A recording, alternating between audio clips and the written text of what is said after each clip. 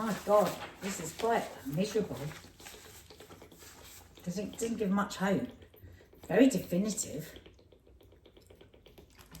Thirsty. Oh. Oh no, here comes Toffee. What? Can anyone see those windows, Mark? You're going to have to shut the door behind you. Oh, I'm not getting up and shutting the door. Oh. I'm in position so now. hot. Why are you shutting the door? Because of the sound. There's no sound.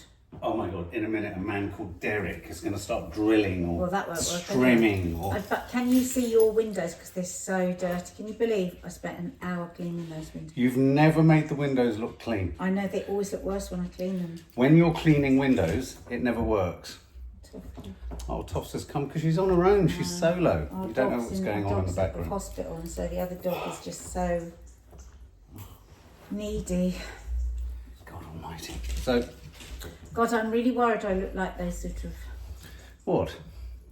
I don't know, like Barbara a Radio 4 afternoon show presenter. What? Yeah. Well, the way you're holding your glasses on your hands, your arms nonchalantly on your knee, you do look like you're doing a kind of I think it's TVAM photo shoot. Is that what you mean? No. What do you mean? I mean like a Sheila Fogarty type. Oh, fucking not hell. literally like Sheila Fogarty or what was that other one? I've never so What was that done other one? a 180 degrees What was on that other someone. one from Woman's Hour? Jenny. Murray. I feel a bit Jenny Murray. Oh, Nads. I know, I can't help it, but I do. So we're going to start. Aren't you going to go pick up Maddie soon? Be careful with your bangles this week. You were banging them quite a lot the other day. I'm taking my banging. What, were you ones off. listening to it and you could hear the banging? No, whilst you were talking it, and it was annoying me because I was thinking that we're going to hear that. But I didn't want to say anything because then you'd get annoyed and go, oh, for God's sake, we all wear bangles. What the fuck is wrong with you? Why are you swearing? Because you're making out everything I say and do is a problem. What's the matter with you? I simply said don't bang your bangles. See what I mean? And look what you've done. Why are you saying that everything I do is a problem? Now do you understand why I didn't say don't bang your bangles in the middle of the podcast? Because this exactly would have been your reaction. Do you know what? There is nothing better than you proving immediately. Immediately. What are you trying to What are prove? you trying to say? Everything I do is what I didn't. I said you banged your bangles. And it'd be a bit irritating for the listener. Okay. I'm just going to put a bit of water on my hair.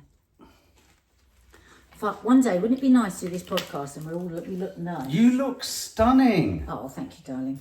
Very Right. Radio 4 women Yeah, rare. Jenny Murray. I mixed with Jenny Murray and Sheila Fogarty. Oh my fucking Christ. You're not.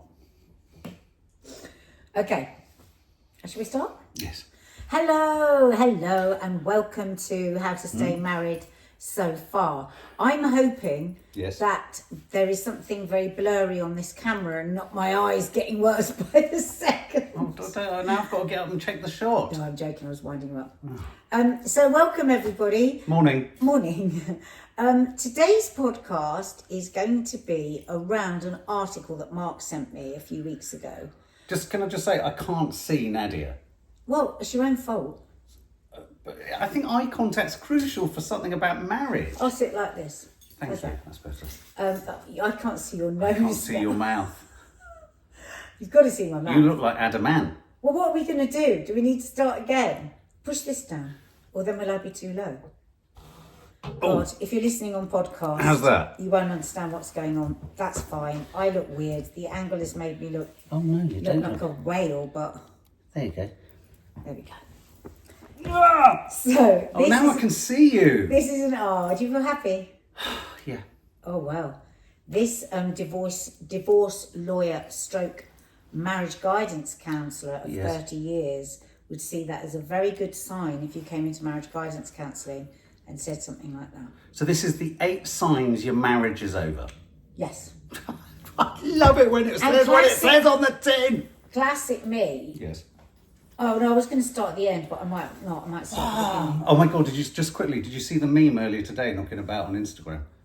Have you seen the meme? There's 6 fucking billion of them. It was ADHD people when they've come home negotiating their unemptied luggage. And they just step over it all the time. Oh yeah, I've seen that before. That's us. We do that. Do you know what? I was laughing yesterday because I needed my coat. Oh God, all my coats were up in the loft. Sounds like a simple thing. So went to our bedroom, and where was my coat? It was in the massive white suitcase that I packed at the beginning of the summer that you were going to put in the loft for me. So it didn't need to go in the loft? So it never went up. We've just been walking over it and didn't even know it in our tiny bedroom. And honestly, you cannot swing a cat in our bedroom. We can't. You can do other swinging. Oh God. Yes.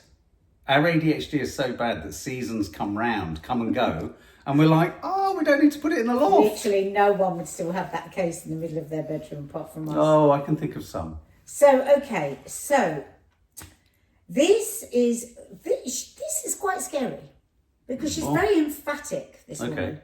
And she, as I said, she's a lawyer, a marriage lawyer, divorce lawyer, and so she's not a therapist.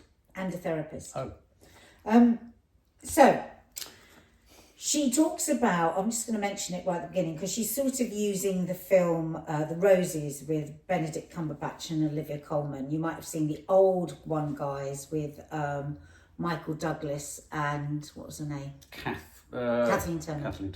And basically it's about a couple that were madly in love and then they turn on each other, hate each other and become vile to each other, and we'll leave the ending in case you ever see the film.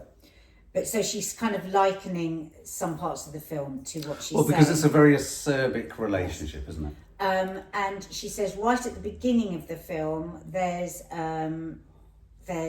a therapist session, marriage guidance session between the two of them, and they're being absolutely vile to each other. Sorry, I've got sun flare. Okay, they're being absolutely vile to each other, and the therapist says, "Do you know what? There's absolutely no hope for you. You two are going to have to get divorced." And they flip out and say, "Well, that's very unprofessional. You can't do that." And then from this moment on, we go into this article because she says here that may have seemed unprofessional, but as a divorce lawyer and relationship coach, I've spotted a whole succession of red flag indicators in that scene to make me believe that the Rose marriage had sailed past the point of no return, i.e., she was absolutely right, that therapist. We do sit there sometimes and know instantly this couple haven't got open help. Well, first of all, I was bloody horrified when I read that. Because I assume if you go in, a counsellor has an open mind. But no, there's lots of little signs that you give that make them say it's over. Well, no, on that, I can well imagine that there are, because obviously I read the article but ages ago, and I only speed read it again, but you've kind of homed in on bits of it. If someone sits down and goes, I know what they mean. It's like some people or one half of a couple will sit down and they're just like, their first question is like, how can we get out of this?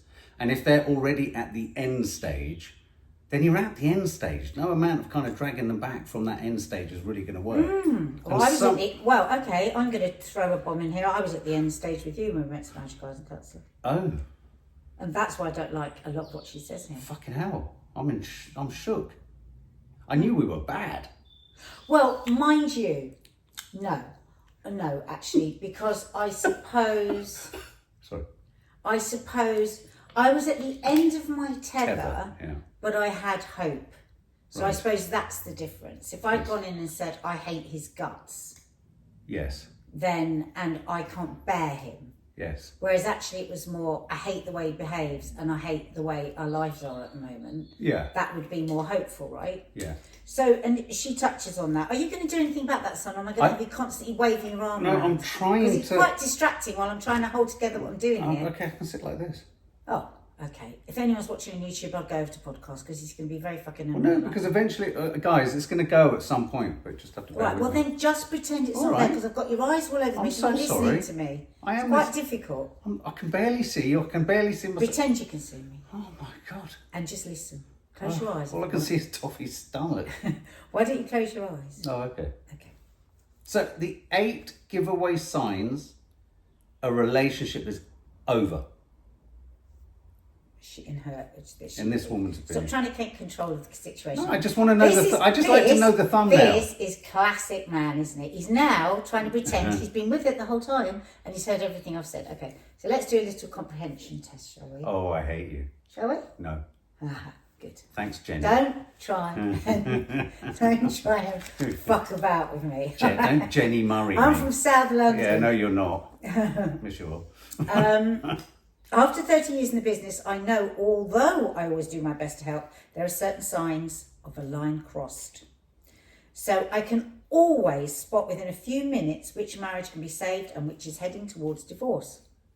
These are not one-off oops moments, they're patterns. Right, so the listener now that might be thinking is the end of my relationship, this might be a bit scary for you. Okay, be warned.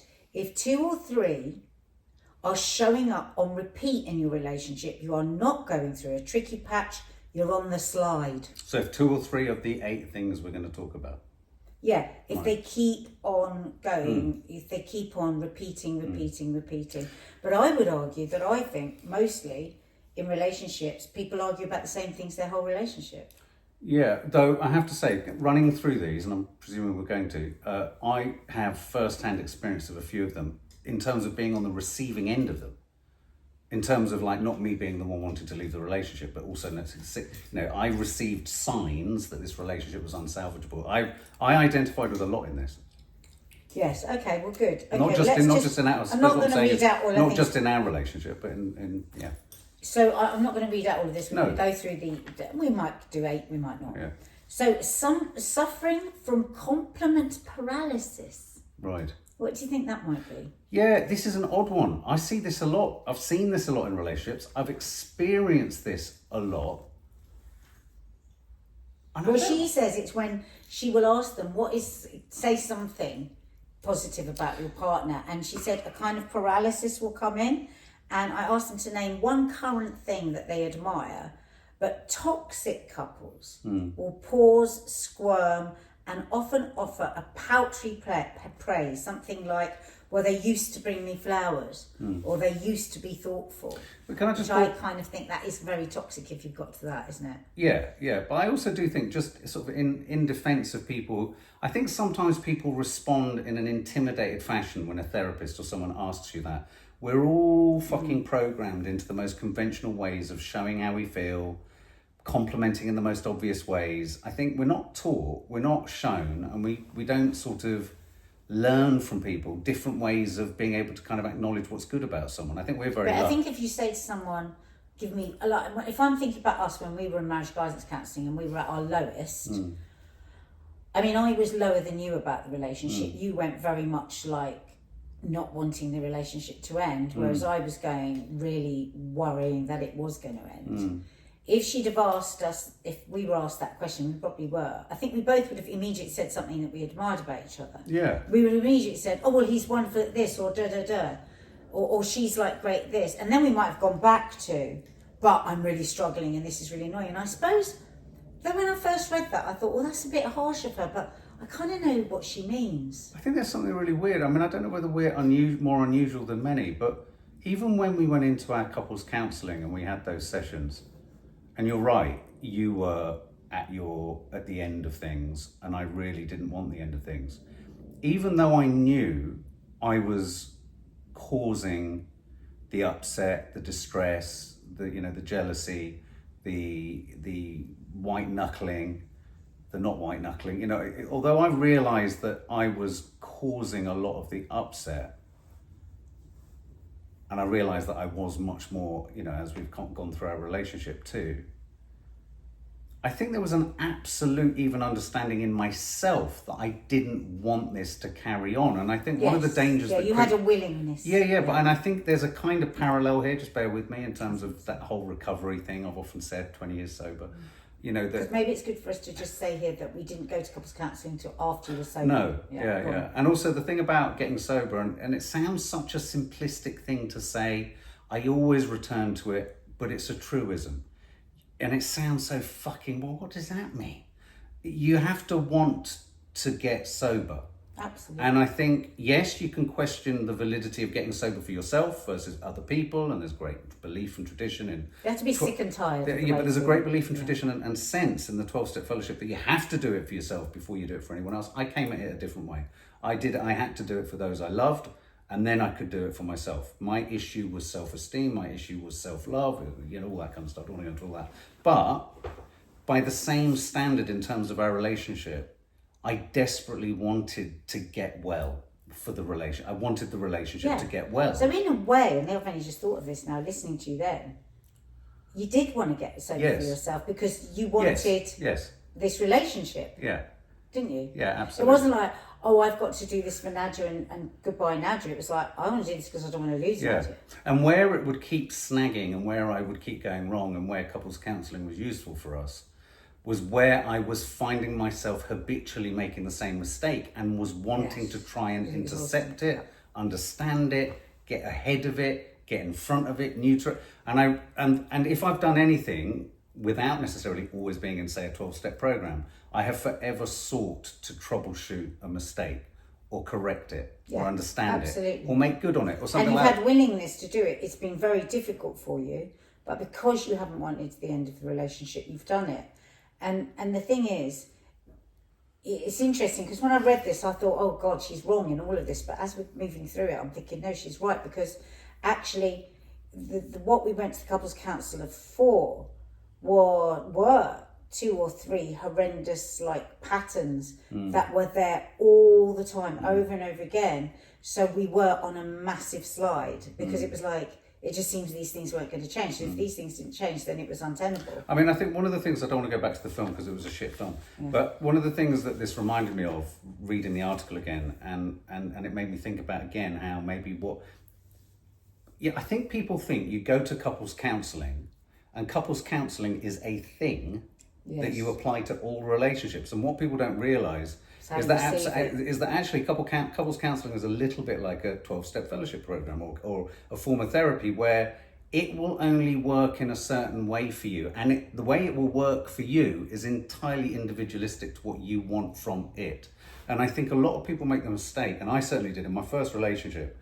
I went into Relate, we went to Relate, and I remember there being a real block for the other person who essentially was shocked, horrified, in disbelief that actually this therapist was sharing, to some degree, the causes of what was going on for us. And in a similar way, although I was causing a lot of our problems, our couples counselling found a way to look at what you were doing, not wrong, that's too simplistic. Yeah, you have to go in but there and say what you were bringing to it. You have to go in there and say, why isn't this working between us? If you're taking someone to counselling, and I know this is really hard because often somebody is in a relationship with a narcissist, okay? Yeah. And a narcissist, there isn't fuck all you can do with them, right? Yeah, sometimes if you worry that you've been narcissistic, you can't be narcissistic. I sometimes worry. Oh, shut up. Well, no, because sometimes I get to the point where I think if I'm upset about experiencing something, am I prioritising myself? Narcissists wouldn't think like that. Oh, right, okay. So sometimes that's difficult, and sometimes people are going to couples counselling and it is one person is a total bloody bastard. So that is true. But taking out of it somebody that is just, disrespectful of a marriage is horrible to you. That's a different thing. But if you are 2 people that are fairly decent within your relationship, right, but there are problems, you've got to go in open to yes, you're going to have your specifics, but you've got to be open to what you might hear, not necessarily actually even from the therapist, but what the therapist might ask your partner that might make you hear something differently from your partner. Because if you go in rigid, going, this is absolutely what they are and that's it, fucking waste of money. Don't go unless you can open your ears. No, absolutely. But the other thing I would also say is I found going to see a couples counsellor a really rewarding and safe space to know that, say there was something very real, I was doing this, doing that, and that was wrong, but at the same time I felt there was something wrong about what was going on in our communication from you. Say, for example, what's lovely about it is, if it's it's a good couples counsellor, it's an incredibly safe space to be able to share stuff that, for whatever reasons, arguments get out of hand, someone storms off, someone walks away, someone gets the wrong end of the stick. There's no kind of umpire, there's no referee to kind of just keep things calm. And so I thought it was an incredibly rewarding place for me to actually ask fearful questions and be reminded, oh, you don't need to feel that fearful, because for me that's half of what all my problems in life have been. It's fear, and then well, that's what she says. And then I here. can be soothed, by not by the person, but by the knowledge that it's a fear, it's not a reality. Yes, she says, another surefire sign of an end of a tether couple beyond my help is lack of eye contact between them. One might sit with arms defensively folded, and if I watch really closely, I can sometimes spot micro... Oh, that's the wrong bit. Oh, my God. Well, we'll carry on with this and I'll go back. Micro winces or minuscule head shakes in response to whatever their partner has to say. That. Why this is fatal is this is a quest for distance, even at a microscopic level, so they don't want to quite sit right next to each other, and they want to just... often ends up mapping the trajectory of their relationship. So maybe even if you're in your relationship's in a bit of trouble, notice that. Are you eye rolling all the time? Are you wincing? Can you not bear to sit next to them? And notice that even before you go to a therapist, because you'll save yourself money, because they might take them weeks to find that out. But on the upset and on the shouting, she says somewhere else, the thing is, often when people are angry or it goes tits up, it's nearly always a defence for sadness or fear or anxiety. It's about something else quite often. I mean, something that struck me reading through these, and again being reminded, because if you've watched the film, watching the film for me was really, and I've thought about it a little bit more since we did the review, it was really unpleasant. It was like having to sit for 2 hours with a couple that didn't really, I mean, obviously that's the point of the film, they didn't like each other, but they stayed together. You have to have pinholes of light, though. But I felt like I was at a dinner party, in a social situation with people who were just really shallow and unwarm. You've gone into the film. No, but the reason I'm saying all of that, there's a purpose to it, Nadia. It entirely reminded me of a relationship that I think did me so much damage. And the irony of that is, and I don't want to talk about this, she was a very, very horrible controlling person. Really horrible controlling person, really diminishing person, really belittling person. Now, that's not to say I made some terrible mistakes and I was unfaithful and I fucked things up. We were young. But when I watched the film, I was like, oh my God, this is exactly where I would have ended up with her. Exactly that setup was coming down the track. And the thing about it that is so staggering is that it strikes me that so many people, and I can think of many people we know as well, people never want to admit they're wrong in a relationship to the person they're closest to the person they've decided to get married to. It's like they will stake their claim on being right to the point of such inflexibility that they become ugly and the other person will become ugly in response. Well, not in all relationships. No, not in all relationships, but it's something that seems to be there. I think it's dastardly for a relationship if you are like that, because it's very unpleasant. It's very, because if you think of any relationship, if you've got a work colleague, a friend, a family member that's like that, it's not nice to be around them. Well, why would you think a relationship can work if you're going to be like that? I mean, I remember being around someone who, I was very fond of, and they were talking to their partner and we were all talking about something. And she took huge relish in telling us all in front of him that if it wasn't for her, they wouldn't be able to be in the flat they were in. And I could see that this crushed him. And I thought, what a weird thing to do. What weird... Well, that's about control. That is about controlling a situation. That's quite a narcissistic thing to do. Yeah. And narcissists are often, oh my God, their obsession with finances and controlling finances and making a person feel grateful to them. Yeah. But that to me isn't a relationship. No, that to me is dead. That's a dead. You are going to be flogging a dead horse if you're going to try and stick with somebody that's like that. But that thing about microaggressions, I knew the relationship. One of the relationships I was in was over when at the end of a night where a couple of friends had come over, we'd finished playing a game of Monopoly. Monopoly always turns sour, doesn't it? There's always someone who's a fucking annoying... Anyway. I don't know, I usually fall asleep. Yeah, I won, and she got up, and she literally stood at the door and went, aha, with your big swinging dick.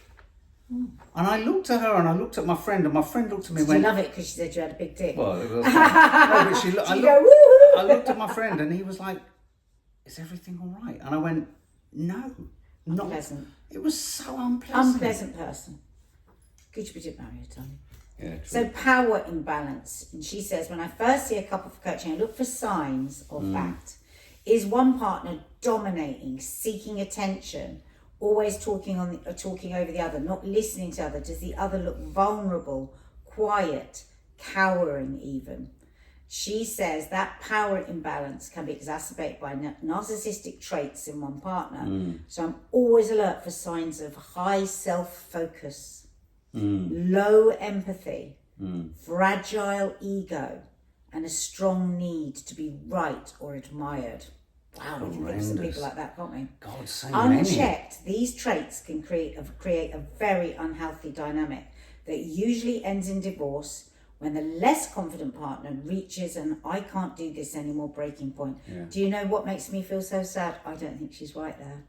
Yeah. Because I know too many people that are with narcissists that are so controlled by them, they never get to that point. And they spend their whole life so unhappy. I mean, we often think, when people talk about narcissists, they often think, I think I've noticed when I look at kind of memes and stuff, and because I'm very meme heavy today.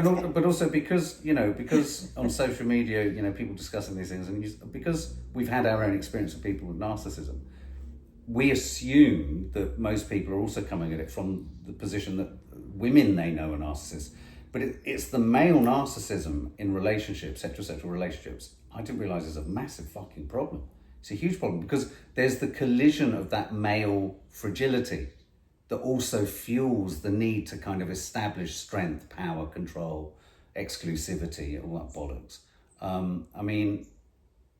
But sometimes all those things can come to the fore and they're not narcissists, but they're very insecure. Yeah. Very low self-esteem, comes with fragile ego, can come with control issues and jealousy and all those things. Yeah. So there is a difference. Yeah, well, all of mine was from low self-esteem. Yeah, all of mine was from low fear. self-esteem. So therefore, and a willingness for it not to be like that, and an understand and a sick and tiredness in yourself of being like that, and wanting to be different, and knowing intellectually that was neither fair on whoever you were going to be with or on yourself. So you wanted to change, and you put in the hard work. A narcissist would not recognise that. I'm so fucking relieved we've never engaged in that thing that I've seen other couples do, where couples will snipe at each other in front of other people. Right, so I think we've done that. Have we? Yes. When have we done that? Yes.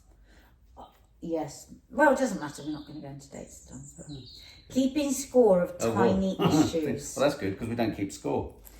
I will always look out for signs, she says, of scorekeeping. If one interrupts to correct the other on a point or lets slip, they've kept a tally of how many times they've taken the bins out, These will start out as tiny issues that turn into turf wars.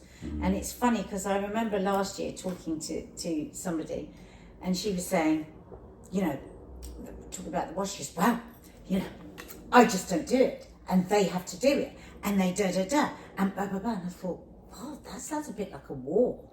That sounds more like a war than a conclusion that you've got to, and that. Yeah, it's not a solution. Then Mark does all his washing, and I do my washing. It's like, but I thought, wow, so it's been sorted out. The rules have been put in place, but there's still all the anger about it. And it's like, that is what she talks about, an issue, tiny issue that becomes turf wars. That's always quite frightening and worrying and worrisome. And again, I'm just talking because I'm a bloke, I suppose. I can recall sharing these kind of conversations with other men when I had a bigger male kind of social circle. And the idea being that there would be a laser focus and a hyper focus and almost a desire to stay aggrieved about some things. It was like, it didn't really matter if the problem was resolved and the balance was found. The goalposts would shift, and then there would be something else, and then that again would speak to, actually, this has got to be a frustration fundamentally about the relationship. This isn't about fucking washing. No, it's about the dissatisfaction. Yeah. And sometimes it's about people feeling taken for granted. And if you're taken for granted, then you're not cherished, and that's not sexy.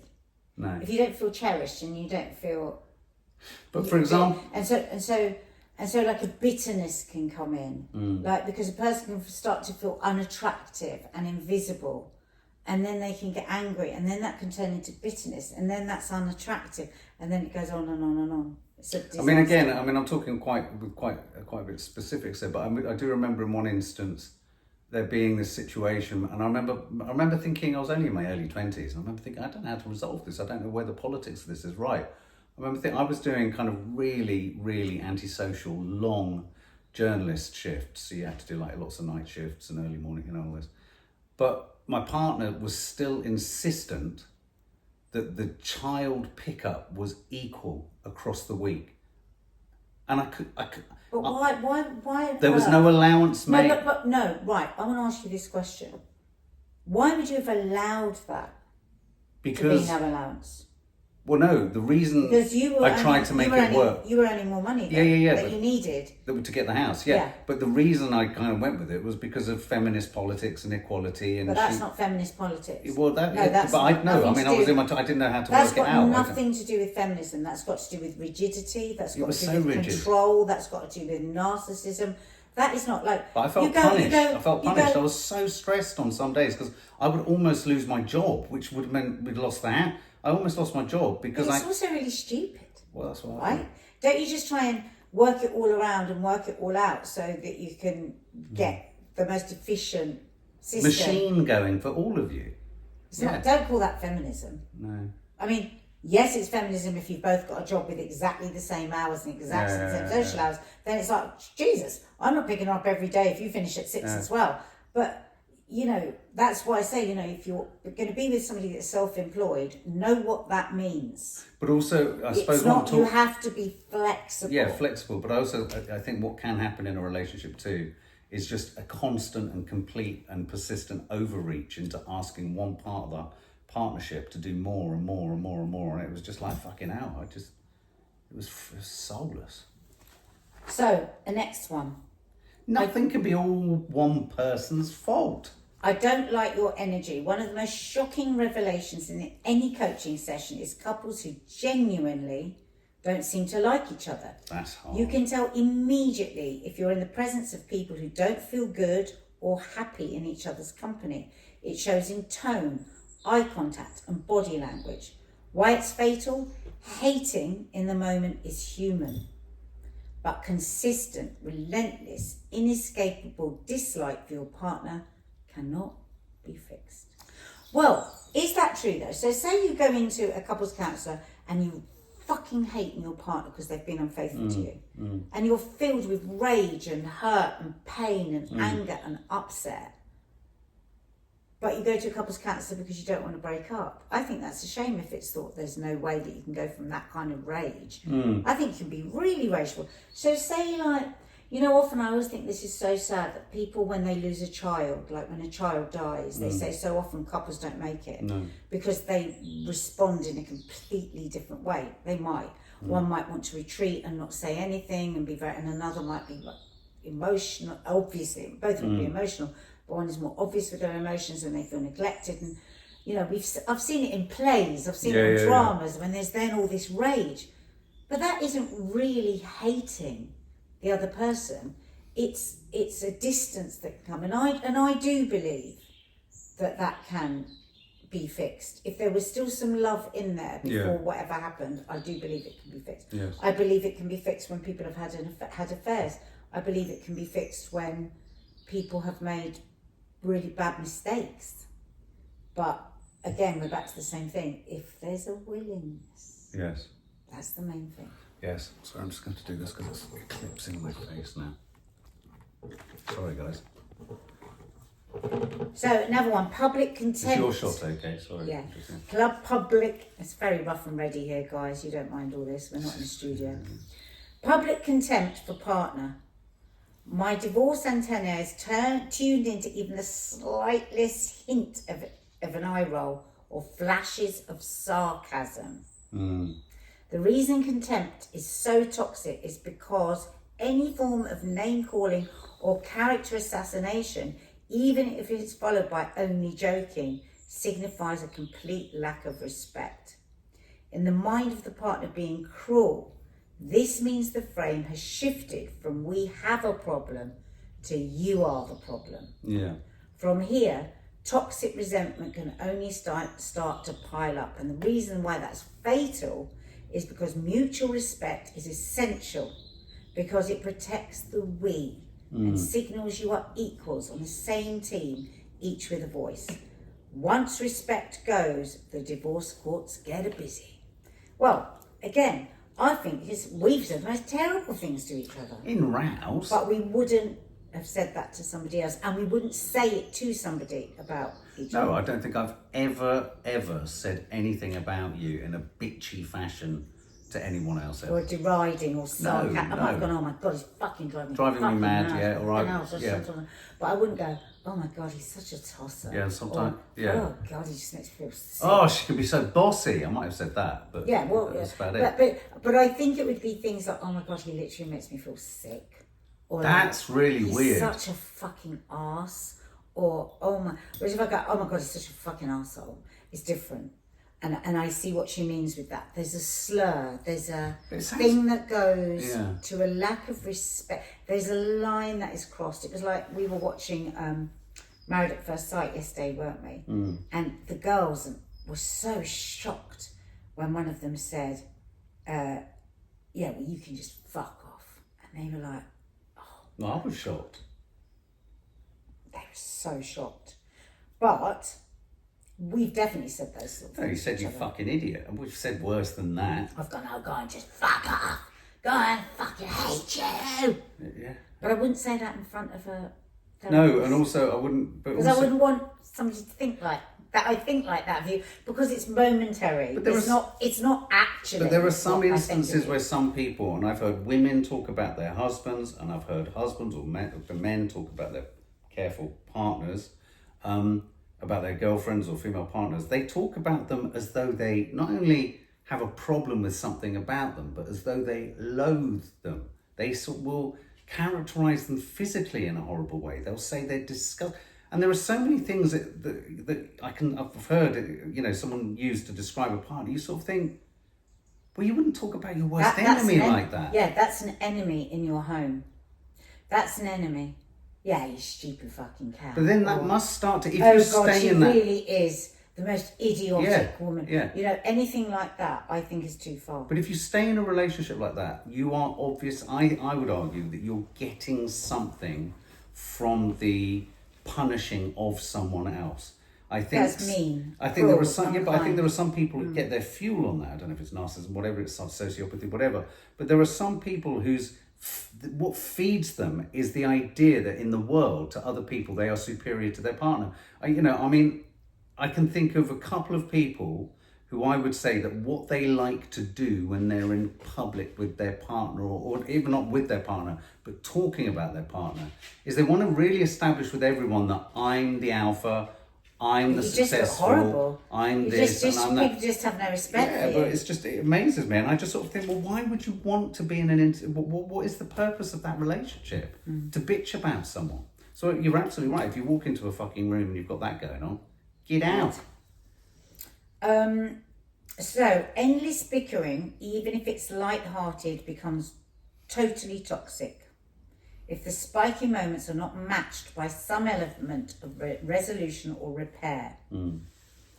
Fights are not a problem, thank God. But consistently failed repairs wreck relationships. If there's no apology, clarification, or effort to soothe, each argument just adds another brick to the wall between you. Tension can build because most fights, this is what I like, are grief in disguise. Do you think that's true? Yeah. Do you think most arguments are grief in disguise? Yeah, I do. Yeah, totally. I think they're... Unless, of course, you're a total bastard, narcissist, horrible person that likes to pick on people and pick fights for no reason. Yeah. But a fight between two people, arguments, is often because the ability to communicate or the lack of feeling heard overwhelms, and then you can't regulate your emotions and then you go nuts. Yeah, I agree. We did that yesterday. Yeah, I agree. Didn't we? We screamed and shouted at each other. Yeah, I mean, the thing about those kind of arguments, though, is they hurt. they can really hurt. And I think certain people in relationships can struggle to kind of bounce back from them or recover from them. And I also am a believer that, you know, words can be as damaging as physical abuse. And I mean, there's the obvious of, you know, coercive control can function as a kind of emotional thing and you know, using language. All the women I know that have been hit have all said the worst bit was what they did to me first to enable them to hit me. Yeah, no, but I'm talking outside the breakdown of my soul. Outside of even a sort of coercively controlled, really toxic relationship. Like when we come out of rows, I struggle to overcome some of what's been said in them more than, say, you will sometimes, because it's harsh, and I will then take it in and I'll fucking fixate on it and worry about it, and that's my fucking jam, whatever that is. You know, well, I think it's our different childhoods. So yeah. In my family, you know, we're a very sort of hot family, aren't we? So things would blow very quickly and everyone would get over it very quickly. So if you grow up in that, you're not fearful that everything's going to fall apart. Exactly. But you grew up in a very chaotic household where terrible things would happen if people got angry. You know, there'd be also...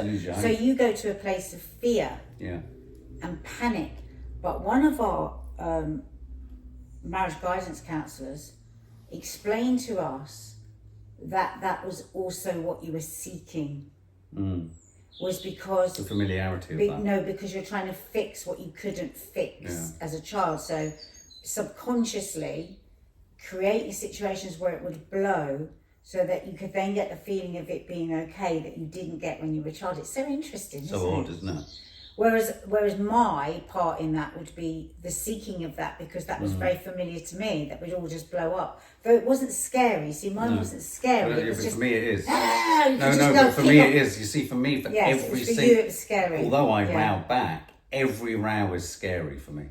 Yes, she might. Every single row is scary for me. In that row, you think I have to work really hard in that row, or in the immediate aftermath of that row, to rationalise this is a row, and this isn't the end of times, and this isn't the end of everything, and because there were so many times where it was literally the end of relationships, the end of where we lived, the end of safety, the end of security, the end of a nose, the end of a finger coming. You know, I mean, there was so much. You're like, whoa! But do you remember something that was really, really helpful with one of our couples counsellors? I think we went to 3, but was when one I was had astonishing eyebrows. We didn't go and see her again. Yeah, we didn't like her. No, that's when I went to on my own. I didn't like her. I escaped halfway through. Together. I had the woman with terrible eyebrows, Mark.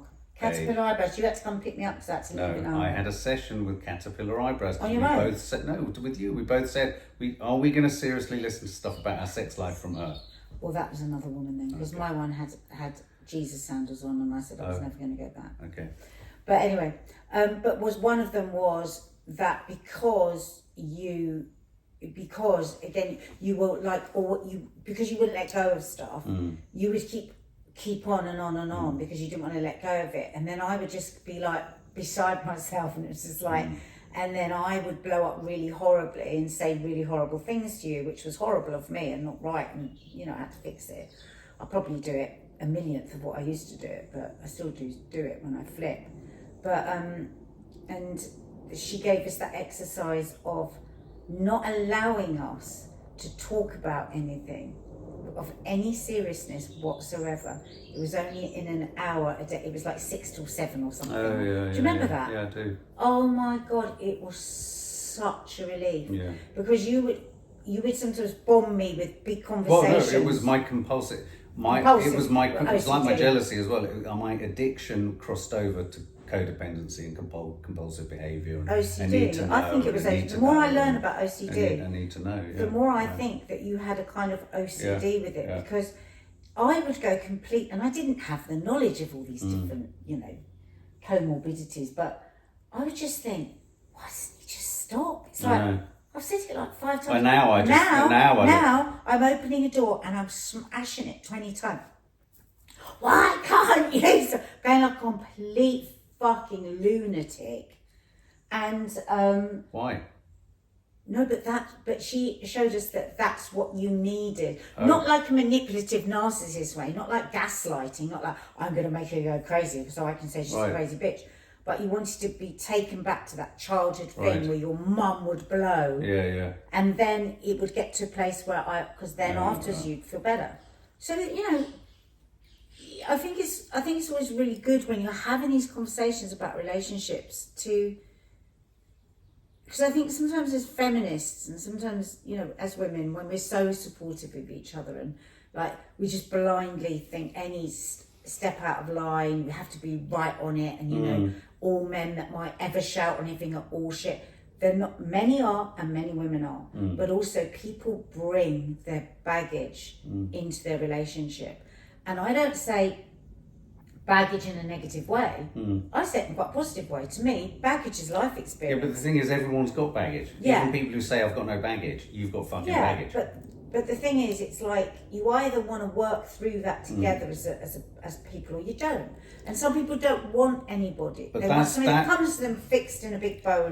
But that's my point, and that's why I will never. I think I got a little bit kind of extreme in the last podcast. Where I was like, I don't understand those relationships where they're going to have sex, they're going to put parts of their body in each other, but they talk to each other like having a cup of tea. Remember that. It's like they have to. They're signing a fucking contract of agreement. It's so well, don't say it all again. No. But all of that. But then I think there are also at the other end. I go back to what I said right at the beginning. It's all about intention. It's all about, and so I think if I was a couples counsellor, I think I would be able to read quite quickly whether there was hope for this couple or not, based on is there a desire, however mucky, difficult, upsetting, how culpable and responsible you might be. But I do think more often than not, you walk into a situation, one half of a couple seeking to kind of repair a relationship has gone in there insisting in their head they've done nothing wrong. And I think anyone out there who's going through any of these kind of problems, whether you're on either side of the equation,